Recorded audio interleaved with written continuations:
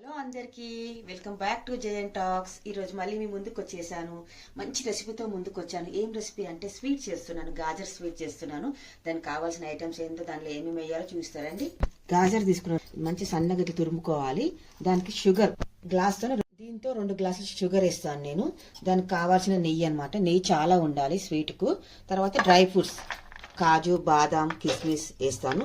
తర్వాత ఇంట్లో కూడా వేస్తాను. కోవాది కూడా తెప్పించాను, కోవా వేస్తాను. మిల్క్ బాయిల్ చేశాను. ఎంత కూడా వేయాలి, రెడ్ కలర్. ఫస్ట్ ఒకటి లగన్ టైపు బొగన పెట్టేసుకున్నాను. ఎందుకంటే ఫ్రీగా ఉండాలన్నమాట, మనం కలుపుతాం కదా, మంచి ఫ్రై కావాలి కదా అది. అందుకే వీటిని వెడల్పు తీసుకోవాలి ఇప్పుడే. కానీ ఇది చాలా స్పెషల్ అండి. ఎందుకంటే మా ఆడపడుచు ప్రత్యేకంగా ఆమె ఇంట్లో తయారు చేసి నాకు ఒక బాటిల్ పంపించిందండి నెయ్యి. సూపర్గా ఉంది. అని ఇంట్లో తయారు చేసిన నెయ్యి అనమాట ఇది. అసలు డ్రై ఫ్రూట్స్ ఫ్రై చేసుకోవాలి. మనం కొద్దిగా నెయ్యి వేసేసాను. గ్రైండ్ చేస్తాం అన్నమాట. ఎందుకంటే అన్ని తింటుంటే చాలా పని కిందకి బాగుంటుంది అన్నమాట. ఇట్లా సాల్ట్ కట్ చేసి వేస్తే మనం అంత టేస్ట్ రాదనమాట. ఇది నేను మళ్ళీ ఫ్రై అయినాక చల్లుడు ఎంత వరకు ఇట్లా ఫ్రై చేసుకోవాలి. మనం స్వీట్లలో నూనె వస్తుంది, ఎర్రగా అయిపోయినాయి. స్వీట్లలో నూనె వస్తలేదు, నెయ్యి వేయాలన్నమాట. నెయ్యి వేస్తేనే మంచిగా టేస్ట్గా ఉంటుంది. అసలు నెయ్యితోనే స్వీట్ చేయాలి. ఫ్రై అయితే చేసేసాను. ఇవి పక్కకు పెట్టుకుంటున్నాను. మొత్తం నెయ్యి వేసేస్తున్నాను. గాజర్ కూడా వేసేస్తున్నాను. మంచిగా కలుపుకోవాలి ఇది. ఎందుకంటే ఇంకా కొంచెం వాటర్ ఉంటే వెళ్ళిపోతుంది అన్నమాట, బయటకు వచ్చేస్తుంది. కలుపుతుంటేనే ఎంత స్మెల్ వస్తుందండి. నెయ్యి చాలా బాగుంది. నెయ్యి మా ఆడపాటి జీడిమెట్లో ఉంటుంది. అది ఇంట్లోనే ఎప్పుడు రెడీ చేస్తుంది నెయ్యి బర్రపాలతోని. అందుకే ఎంత చక్కగా స్మెల్ వస్తుందంటే అంత స్మెల్ వస్తుంది. చాలా బాగుంది. మా ఆడపాటి చాలా బాగా చేసింది. కలిపి పెట్టేసుకోవాలి. వాటర్ అంటే కొంచెం సింక్ కావాలి. తర్వాత మనం అప్పుడు మిల్క్ అవన్నీ యాడ్ చేస్తాం. మూత పెట్టేసుకోవాలి 5 minutes. కొంచెం వాటర్ అంతా సింక్ కావాలి కదా. ఇప్పుడు డ్రై ఫ్రూట్స్ ఉన్నాయి కదా, దొడ్డుగా నేను గ్రైండ్ చేస్తాను. చూసేద్దామా గాజర్ హల్వా ఎంతవరకు వచ్చేసిందో చూపిస్తాను. ఎంతవరకు ఇంత ఫుల్గా ఉండేనో ఇంత మంచి ఫ్రై అయింది కాబట్టి దగ్గరకు అయిపోయింది. ఇప్పుడు మనం ఇందులో మిల్క్ యాడ్ చేద్దాం.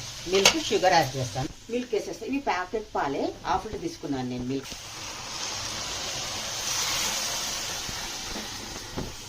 ఇష్టం వేసుకుని షుగర్ కూడా వేస్తాను. ఇది 2 కిలోల గాజర్ కాబట్టి నేను 2.5 వేస్తాను. 2 గ్లాసు సగం గ్లాస్తో 2 గ్లాసులు సగం వేస్తాను ఫుల్గా. ఇవన్నీ షుగర్ వేసేసాను కదా, మంచిగా కలుపుకోవాలి మనం ఇట్లా.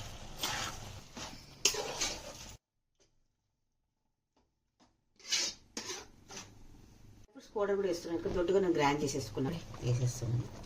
మంచిగా కలుపుకోవాలి. ఇట్లా ఉడుకుతుంది కదా, నేను మూత పెట్టేస్తాను. ఒక 10 minutes మంచిగా దగ్గరకు అవుతుంది. మూత పెట్టేస్తాను. చూద్దామా, దగ్గరకు అవుతుంది కదా, మంచిగా ఉడుకుతుంది అన్నమాట ఇది. ఇప్పుడు మనం ఫుడ్ కలర్ వేయాలి. ఫుడ్ కలర్ వేస్తున్నాం.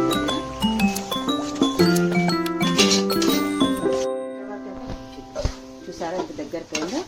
కోవా కూడా వేసేస్తున్నాను. కోవా 100 grams వేసానండి. మన ఇష్టం ఎంతైనా వేసుకోవచ్చు. కాకపోతే కలకన్, కోవాలకు కలకన్ కూడా వేయచ్చు. ఇప్పుడు ఒకసారి మంచిగా కలుపుకోవాలి మనము. కోవా వేసాను. ఒక 10 minutes పెడితే చాలు. వాటర్ అంతా దగ్గరకు అయిపోయింది కదా, ఒక 10 minutes పెట్టేసి స్టవ్ ఆఫ్ చేయడమే. ఫైనల్గా అయితే గాజర్ హల్వా రెడీ అయిపోయింది. స్టవ్ ఆఫ్ చేసేసి ఒక బౌల్లో తీసుకోవడమే. రండి చూపిస్తాను.